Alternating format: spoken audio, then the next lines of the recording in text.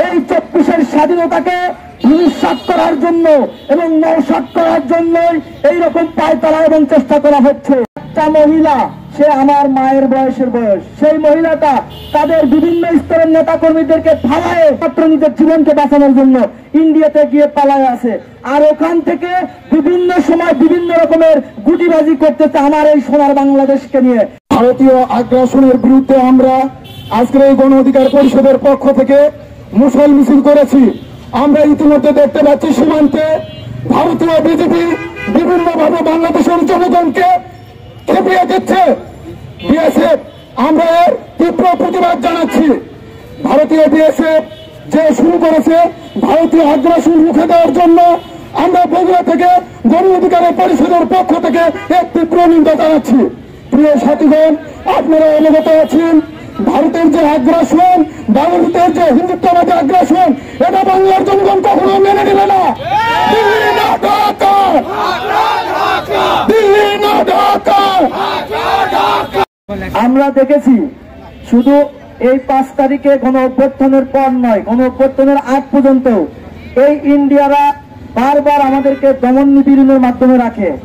এবং 5 তারিখের পরে আমরা যখন একটা গণ অভ্যুত্থান হয়েছে, আমরা এই বাংলাদেশকে আবার নতুন করে স্বাধীন করেছি, তখন এই গণ অভ্যুত্থানকে বিতর্কিত করার জন্য, এই গণ অভ্যুত্থানকে নষ্ট করার জন্য একটা দল, একটা মহল সবটা সময়ের জন্য পায়তারা করে আসতেছে, যেটা আমরা স্পষ্টভাবে বুঝতে পারছি।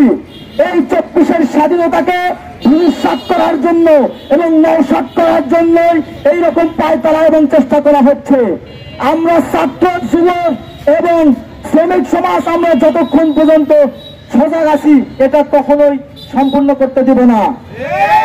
আপনারা দেখতে পাচ্ছেন একটা মহিলা, সে আমার মায়ের বয়সের বয়স, সেই মহিলাটা তাদের বিভিন্ন স্তরের নেতা কর্মীদেরকে ফালায় নিজের মাত্র নিজের জীবনকে বাঁচানোর জন্য ইন্ডিয়াতে গিয়ে পালায় আছে। আর ওখান থেকে বিভিন্ন সময় বিভিন্ন রকমের গুটিবাজি করতেছে আমার এই সোনার বাংলাদেশকে নিয়ে, যেটা কখনোই আমরা ছাত্র সমাজ মেনে নেব না। এই গণ অভ্যুত্থানকে সফল করার জন্য গণ অভ্যুত্থান পর্যন্ত আমাদেরকে প্রায় 1800+ ছাত্র জনতাকে জীবন দিতে হয়েছে। এই গণ অভ্যুত্থান এমনি এমনি আসে নাই, তাই যে বাদ যারাই এই গণ অভ্যুত্থানকে নষ্ট করার চেষ্টা করবে, আমরা তার দাঁত ভাঙা জবাব দিয়ে দেবো ইনশাল্লাহ। আপনারা দেখতে পাচ্ছেন মাঝে মধ্যে আমাদের সীমান্তে অন্যায়ভাবে আমাদের বাঙালি ভাইদেরকে মারধর করা হয়, অন্যায়ভাবে গুলি করা হয়। আপনারা দেখেছেন কয়দিন আগে একটা রোড মার্চ করা হয়েছে, ফ্লানি রোড মার্চ। তো এইরকম এই যে ফ্লানিকে মেরে আপনার কাঁটাতারের সঙ্গে ঝুলাই দেওয়া হয়, যেটা আমার এই জীবন দশায় আমি কখনো দেখি নাই যে এইরকম একটা নৃশংস ঘটনা হতে পারে। তো ইন্ডিয়া তারা বারবার আমাদেরকে নির্যাতন করার চেষ্টা করে এবং তাদের চিন্তা ভাবনা যে এই বাংলাদেশটা ইন্ডিয়ার একটা অঙ্গরাজ্য হয়ে যাবে। আমরা ছাত্র সমাজ যতক্ষণ পর্যন্ত সজাগ আছি, আমাদের বাংলাদেশের 1 চুল পরিমাণ জমিনকে আমরা ছেড়ে দিব না। আমাদের জীবনের বিনিময়ে হলেও এই বাংলাদেশের প্রত্যেকটা জমিনকে আমরা সুরক্ষিত রাখবো ইনশাল্লাহ। আর ইন্ডিয়াকে বলতে চাই, সজাগ করে দিতে চাই, আপনাদের দুর্বল পয়েন্ট কিন্তু আমরা জানি।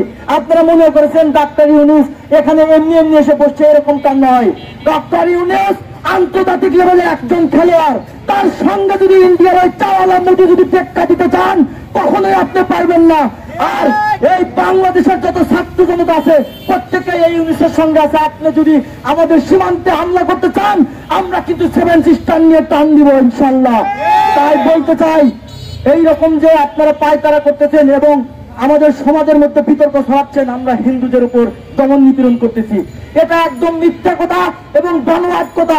শুধুমাত্র সাম্প্রদায়িক হাঙ্গামা বাঁধানোর জন্য এই কথাটা আমাদের সমাজের মধ্যে বিস্তার করে দিচ্ছে। আপনারা প্রত্যেকে জানেন এই 5 তারিখের পরে আমরা ছাত্র জনতা যখন শুনতে পেরেছি যে হিন্দু ভাইদের উপর নির্যাতন হচ্ছে, অত্যাচার হচ্ছে, আমরা কিন্তু চোখে দেখি নাই, শুধু শুনতে পেরেছি। তারপরে আমরা ছাত্র জনতা প্রত্যেকটা ওয়ার্ডে গিয়ে আমরা টিম ওয়ার্ক করে আমরা ওই হিন্দু ভাইদের মন্দির পাহারা দিয়েছি, আমরা ওই হিন্দু ভাইদের জানমালের নিরাপত্তা দিয়েছি। তো আমরা মুসলমান জাতি হিসেবে আমরা কিন্তু সহিংসতা চাই না। আমরা চাই এই বাংলাদেশে হিন্দু, মুসলিম, বৌদ্ধ, খ্রিস্টান আমরা প্রত্যেকেই একদম আনন্দিত মুখরভাবে এবং সম্মিলিতভাবে বসবাস করতে চায়।